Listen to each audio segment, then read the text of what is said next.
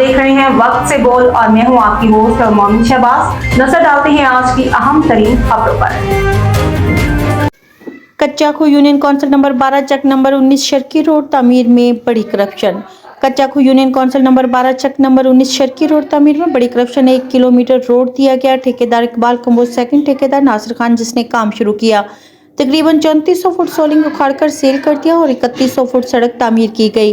हाजी शौकत किसान councillor, filter plant chairman Rana Saleem, Haji Babu Jatt, Khalid Hussain Bagria उम्मीदवार बराए काउंसिलर, सरफराज नंबरदार, आरफ अली खान नंबरदार, मोहम्मद मकसूद, मोहम्मद अफजल ने अपने मुश्तरका बयान में कहा कि तकरीबन 3400 फुट सोलिंग सेल करके 3100 फुट सड़क तामीर की गई, जो कि नाकस गैर मेयारी मटीरियल और सड़क की साइड भी नहीं बनाई गई।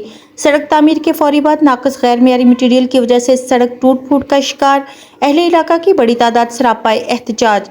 वज़ीर आला Punjab Maryam Nawaz Sharif, deputy commissioner Khanewal, assistant commissioner Khanewal, हल्का PP 206 barrister Usama Fazal, MPA Mohammad Khan Daha, MNA और आला हकाम से नोट्स लेने की अपील। रकम ला के साढ़े उत्ते एहसान करके ते इस तरह नाकस काम जिस तरह कीता है कि सामने नजर आ रहा है। हुणे नाल ही जनाब जगह जगह तो पक्की जनाब ना पट्टी नजर आ रही है ते लिहाजा ये असी जनाब इंतजामिया नूं रिक्वेस्ट करते हैं कि खसूसी तौर पर नोटिस लिया जाए और आके मौका देखा जाए कि वाकई असी झूठ बोल रहे हैं या नाकिस काम होया है सारा।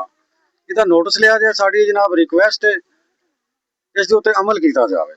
मेहरबानी नहीं बेच करना जी। दोबारा जी एक बार दोबारा चौधरी सामा फजल साहब रिक्वेस्ट करते हैं, नंबरदार आरफ साहब, हाजी बाबू जट साहब, चौधरी खालिद, हाजी शौकत कौंसल साहब, तमाम मोअज़्ज़ीन चक दे असी सारे एहतजाज कर रहे हैं।